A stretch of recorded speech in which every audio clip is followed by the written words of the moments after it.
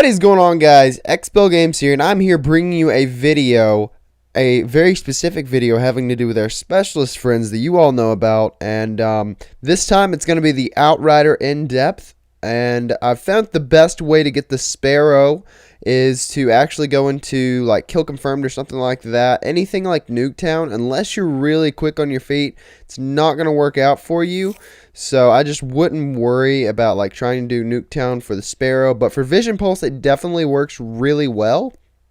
So, oh, look at that booty. That booty dough. That booty dough. Oh, no, I'm just kidding, guys. I don't even know. But as you can see, I've just been setting up my combat knife to show off the people. But without further ado, I guess we'll go ahead and hop into her card. So her name is Alessandra Les Castillo, I guess. I don't know. And she's a female, obviously.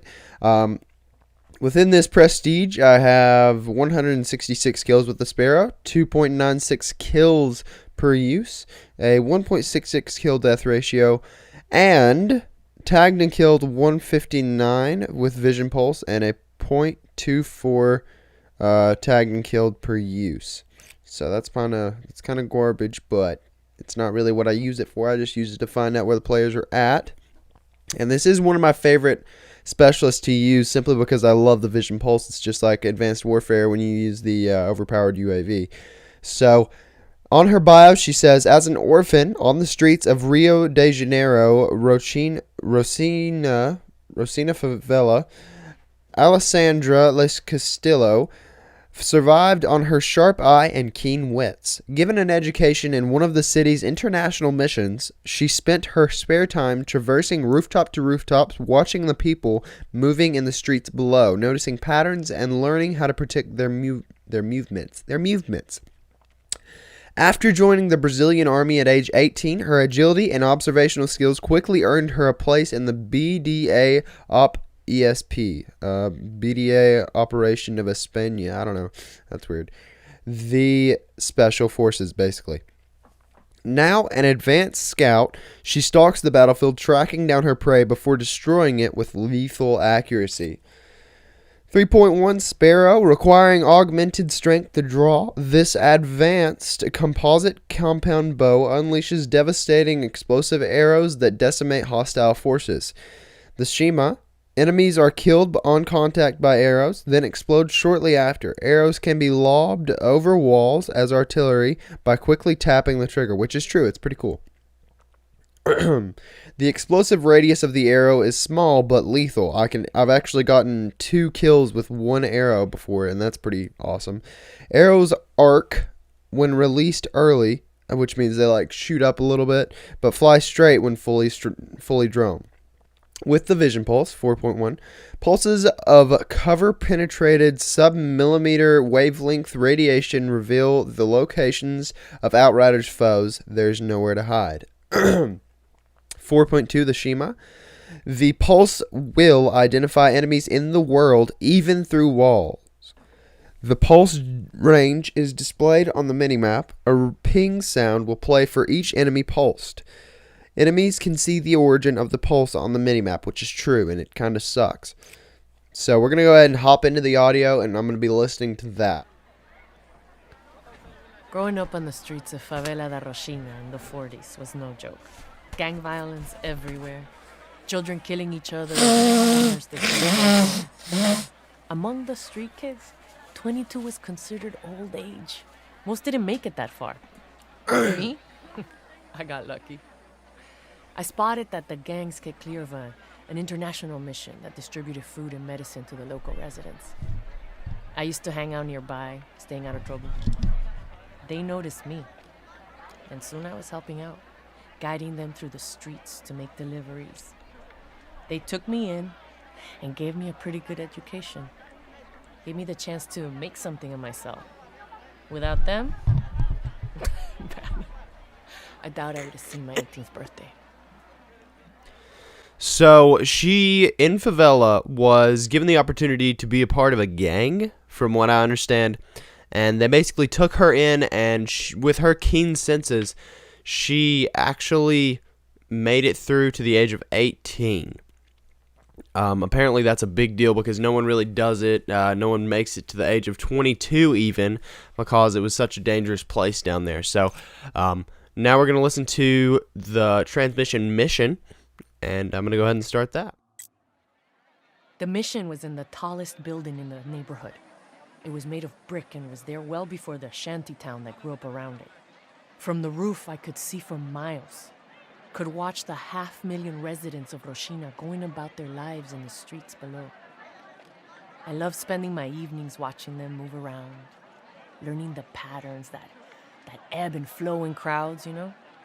I'd move across the rooftops, following people who caught my eye, predicting where they were headed and getting ahead of them before acquiring them again.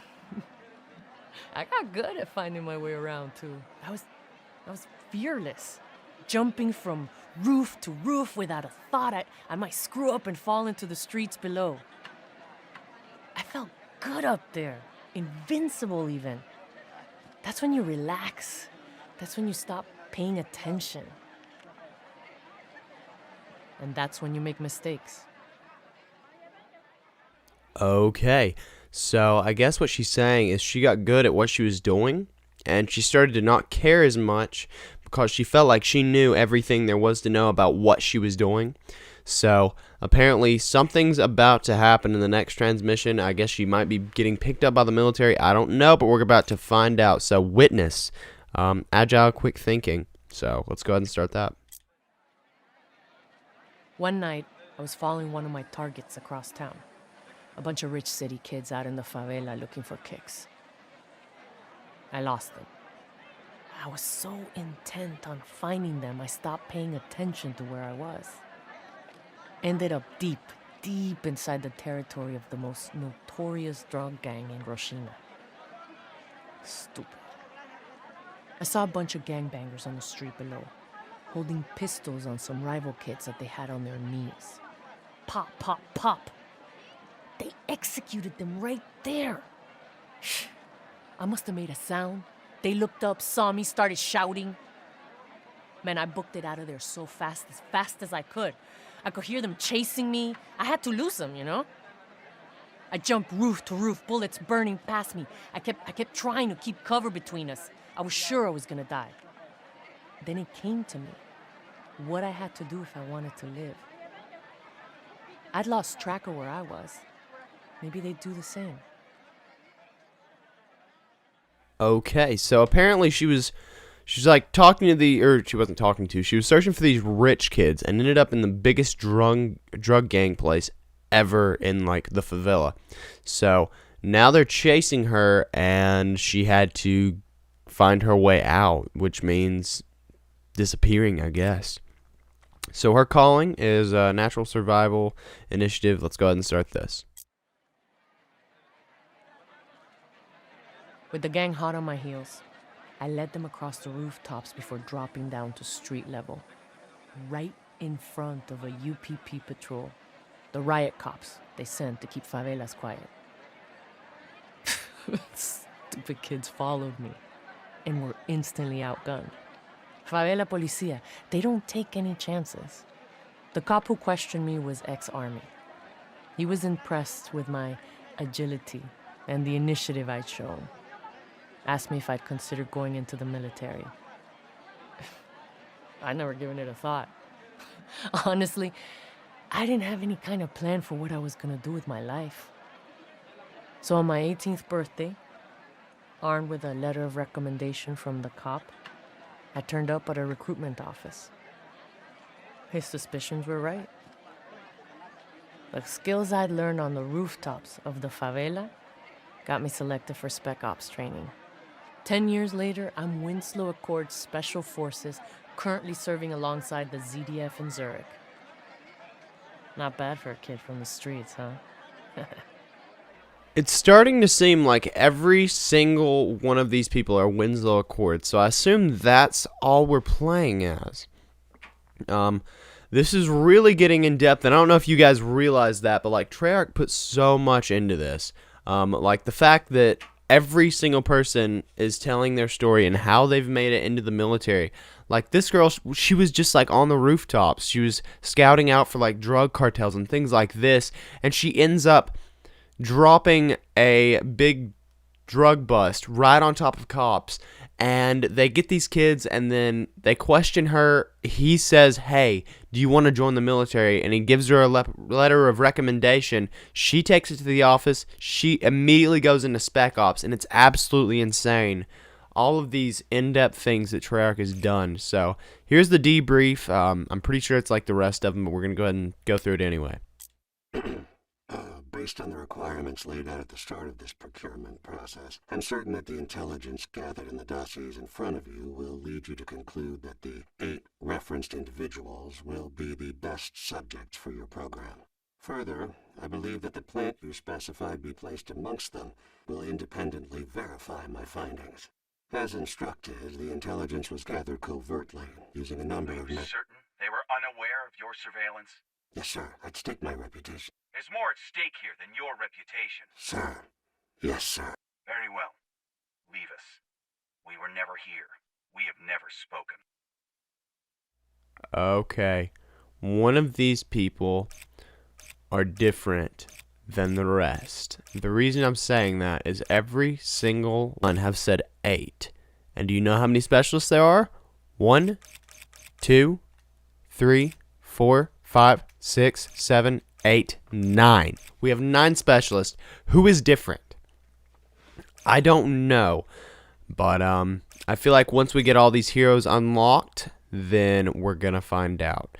So that's going to pretty much be it for this video, guys. If you did enjoy the video, don't forget to drop the video a like and subscribe for more awesome content coming out each and every day, guys.